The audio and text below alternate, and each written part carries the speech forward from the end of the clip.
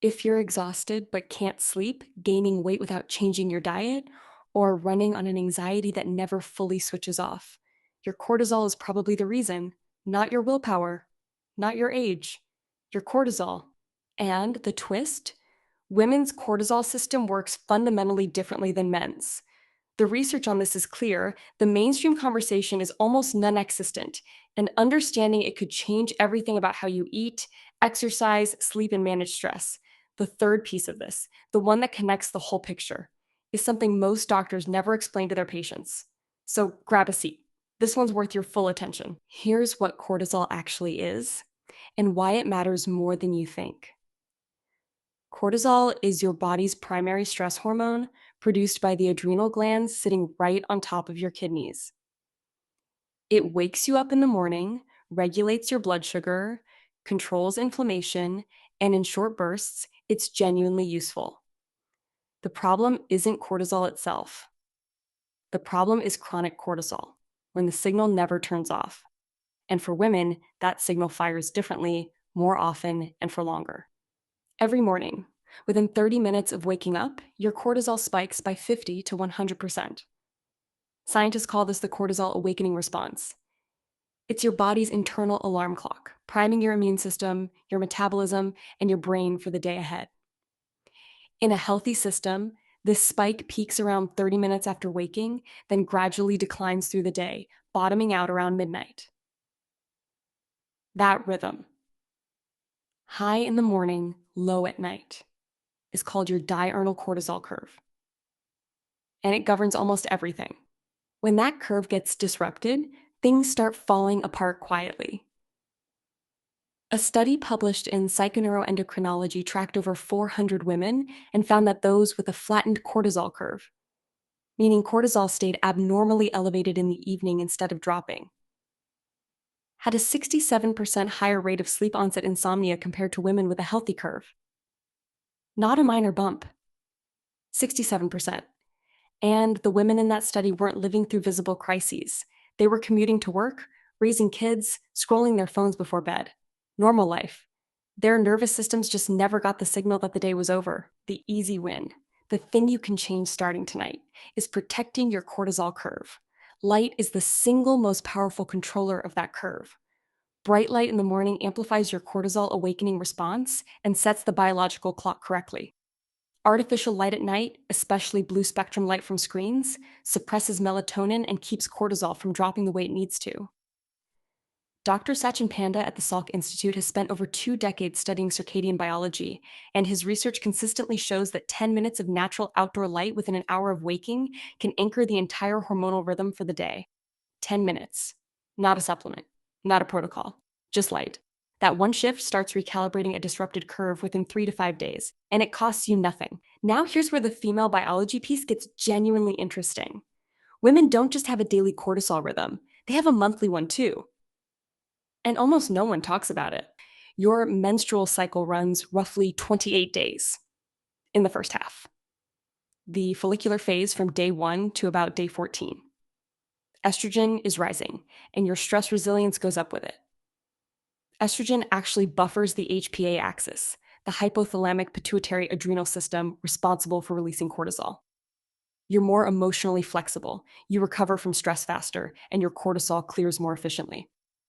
But in the second half, the luteal phase, roughly day 15 to 28.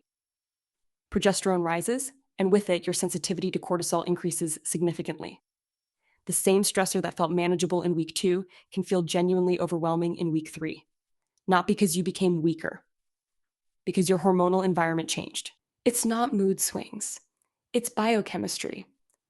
A study out of the University of California, San Francisco found that women in the luteal phase showed significantly higher cortisol reactivity to standardized social stressors than the same women tested in the follicular phase. Identical tasks, measurably larger cortisol responses, clearing measurably slower. If you've ever felt like a completely different person in the week before your period, this is a substantial part of the explanation. The practical move here is cycle syncing your stress load, not avoiding all pressure in your luteal phase. That's not realistic. But deliberately scheduling high-stakes situations. Difficult conversations, intense deadlines, hard workouts. In the follicular phase, when your cortisol recovery is faster. And in the luteal phase, prioritizing recovery. Lower intensity movement, more sleep, less caffeine, more protein to stabilize blood sugar and prevent unnecessary cortisol spikes. This isn't alternative medicine. It's applied endocrinology. And your body has been trying to tell you this for years. If you're finding this useful, hit subscribe. I drop videos like this every week. And the final piece is the one that ties everything together. Okay, here's the part that even many clinicians miss entirely. Women's cortisol doesn't just respond differently to physical stress. It responds differently to social stress. In 2000, psychologist Dr. Shelley Taylor at UCLA published landmark research introducing what she called the Tend-and-Befriend Response. She found that under stress, women's brains don't only trigger fight or flight. They activate an additional pathway driven by oxytocin, the bonding hormone, that pushes toward connection and caretaking. Here's the problem with that. That pathway is metabolically expensive. It requires cortisol to activate it. And in modern life, where social obligations are relentless, managing relationships, absorbing others' emotions, maintaining harmony at home and at work.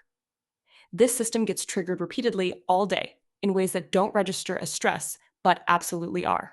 Think about how often you absorb someone else's bad mood and quietly manage it for them. How often you smooth over conflict. How often you say yes when your body is saying no. Every one of those moments carries a cortisol cost. And because women's brains are wired to keep doing it, because the tend and befriend response literally feels like the right thing, the cost gets paid without anyone noticing, including you. A 2021 meta-analysis in Frontiers in Neuroendocrinology reviewed 41 studies and found that women's cortisol remained elevated an average of 40 minutes longer than men's after equivalent social stressors. 40 minutes. Multiply that by a full week of difficult emails, tense family dinners, and swallowed frustration, and you're carrying a cortisol burden with real physiological consequences. Disrupted thyroid function, impaired progesterone production, increased visceral fat storage, and compounding sleep disruption. That's not anxiety.